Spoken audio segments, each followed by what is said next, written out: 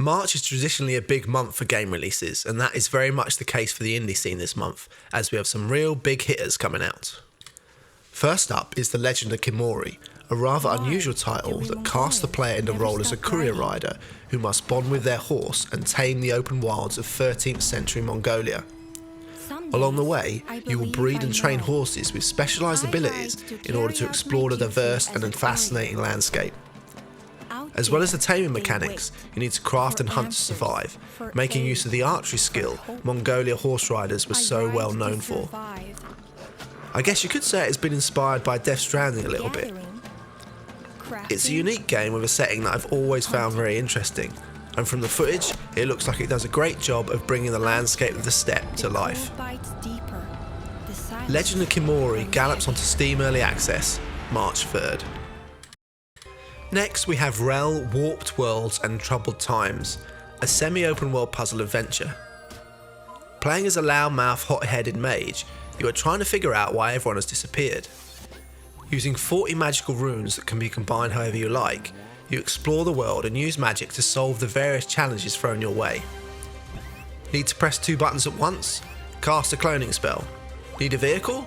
Cast life on a rock, which will come to life and act as a car. It reminds me a bit of Scribblenauts, where your imagination, or lack of it, will be the limiting factor. Like that game, a lot will depend on the flexibility of the system and how many ways there are for you to solve puzzles. If everything has one very obvious solution, the game will soon lose its appeal. Rhell, Warped Worlds and Troubled Times comes to PC, PlayStation 5 and the Xbox series of consoles, March 12th. Puzzle Spy International is a neat looking puzzle game that has you pursuing diamond thieves and a trail of cryptic puzzles in a 60s spy adventure. As Agent Epsilon, you choose your path as you chat with or chat up suspicious contacts. You have to work out the puzzle rules, decode cryptograms and decipher clues in order to solve wordplay and logic puzzles. Featuring 11 different challenging puzzles to solve, each providing a unique and substantial challenge, there is plenty for players to sink their teeth into. Don't worry if you get stuck, as there is a generous hint system that can help you out. I'm a sucker for spy-themed games, and their retro mid-century visual style coupled with a jazzy score is right up my street. Puzzle Spy International arrives on PC, March 30th. This next game comes from 10 Tone Limited, who have made a number of top-down action games over the years that I've really enjoyed. Dysplaced is a survival crafting game with a bit of a twist, which is handy because this is a very crowded genre. The big hook is that nearly everything is destructible, from the obvious such as trees, rocks, etc. to whole houses. You don't just use boring old axes and hammers to destroy things either, you have access to more modern tools like high explosives. Outside of that, it ticks all the usual boxes, with a crafting system that allows you to mix and match blades and hilts for weapons to create unique combinations. You build outposts to help explore further into the world and uncover the displaced artifacts, which are items that have seeped into the world from our own, and there is also online co-op. Overall, it does seem like a survival game that has some unique features to it. Dysplaced comes to Steam Early Access, March 5th. Just before we get into the top 5, we have one of the bigger hitters for this month, Solasta II. This is the follow-up to a turn-based tactical RPG based on D&D rule sets that garnered a cult following on its release in 2021. With this sequel, developer Tactical Adventure is looking to up the production costs to create something a little less buggy and with a more engaging and well-told story alongside improved visuals. It was the combat that was the big draw with the first game, as it provided a good recreation of the tabletop rule set, and that will remain the case with this sequel.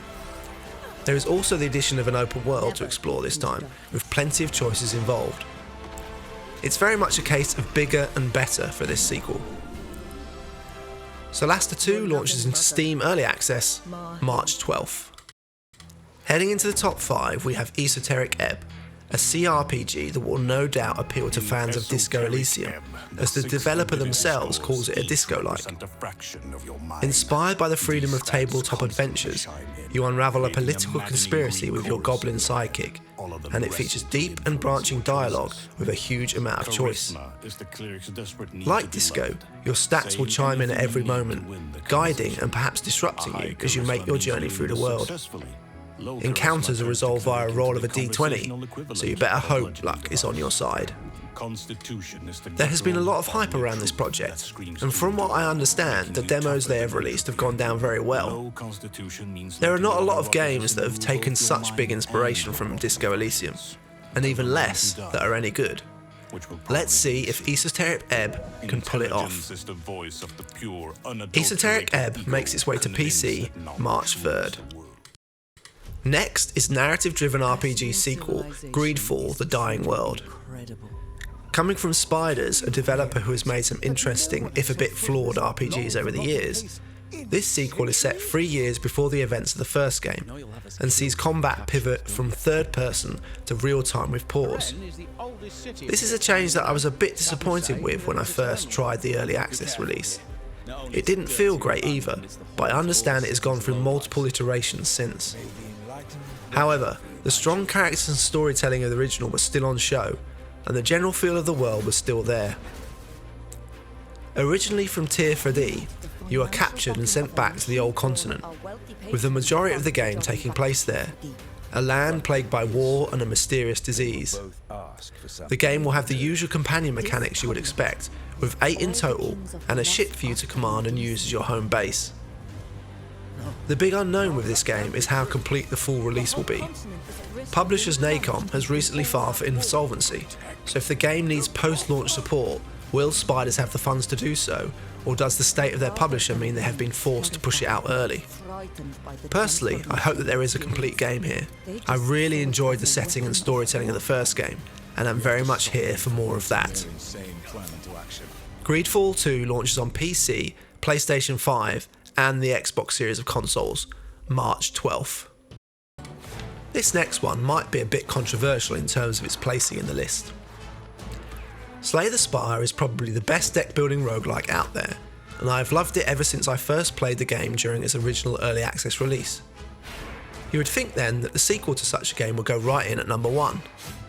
The thing is, for me personally, I don't just want more of the same. Sure, there will be new classes and cards with this sequel, plus a co-op mode, but sometimes I'd rather a developer flex their creative muscles a bit more and try something totally different. I'm sure this game will still be a lot of fun, and many people will get a lot of enjoyment out of it, which is why it still hits my top 3 for the month.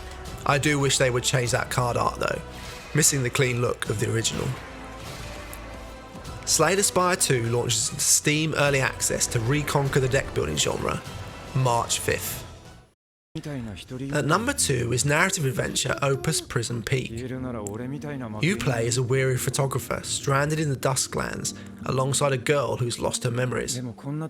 Together, you uncover the mysteries of the land through your camera as you work to find your way home. Your camera acts as a way to uncover lost spirits within the world.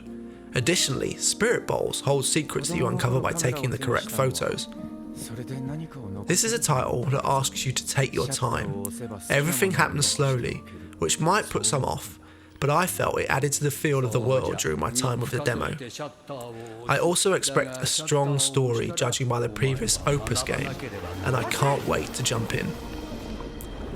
Opus Prism Peak makes its way to Nintendo Switch, PC and PlayStation 5, March 26th.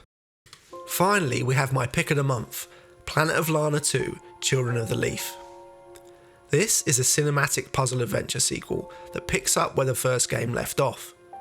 As an older and more agile Lana and her companion Mui, you continue to explore your homeworld as you discover how various tribes have adapted to the new technology that arrived in the first game. Puzzles are once again woven naturally into the world and reward timing and awareness alongside cooperation between Lana and Mui. It was the mix of story and puzzling that resonated with the first game, and the sequel looks to provide that once again, whilst tackling new subjects around coexistence and responsibility. If you missed out on the first game, you don't need to worry, as developer Wishfully have made it so the sequel can be experienced by both new and returning players. The mix of visuals, puzzle solving and a story told without dialogue created an arresting experience first time around, so to see what Wishfully have come up with for this sequel is very exciting. Planet of Lana II Children of the Leaf comes to all the consoles, PC and Game Pass March 5th. That's everything for March, a jam-packed month that, whilst dominated by sequels, still looks to provide some great indie game experiences. Let me know in the comments below your favourite titles from this month, or if you think I've missed anything. I hope you enjoyed the video. If you did, it would be great if you could like and possibly subscribe, as it really helps the video in the old algorithms. If this is your first time watching my channel, maybe check out one of my other videos that are on the screen now. Thanks for watching, and I'll see you again next time.